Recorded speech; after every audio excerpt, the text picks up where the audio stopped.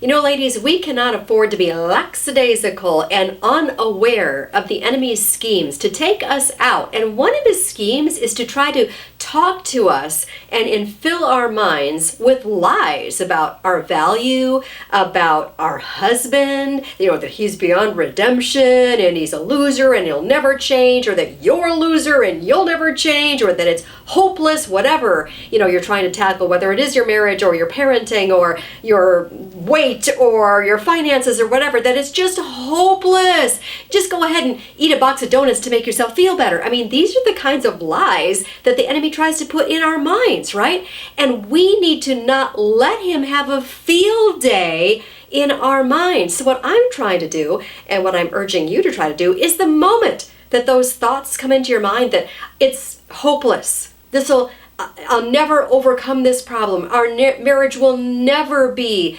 fulfilling. My husband will never get past this dysfunctional pattern in his life, or this addiction, or whatever. The minute that those thoughts come into our mind, we need to take those thoughts captive, as it says in 2 Corinthians 10:5. Take every thought captive and make it obedient to Christ.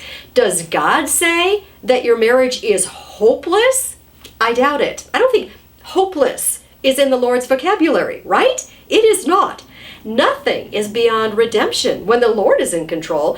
Is your value defined by the enemy, that, you're fat, ugly, stupid, clumsy, lazy, whatever? No, those are all lies from the pit of hell. So the moment those thoughts come into your mind, we pause and say, wait a minute, is this from the enemy or is this from the Lord?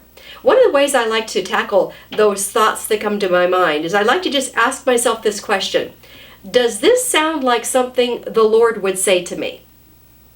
Boy, in a second, you know exactly where that thought came from. If it's that, it is hopeless, or you're a complete failure, or no one loves you, you're unlovable, you're ugly. Is that something the Lord would say to you? No. So we know where that's coming from, the pit of hell. So I absolutely refuse to entertain those thoughts when they enter my mind. I know they are from the enemy, who is out to steal, kill, and destroy.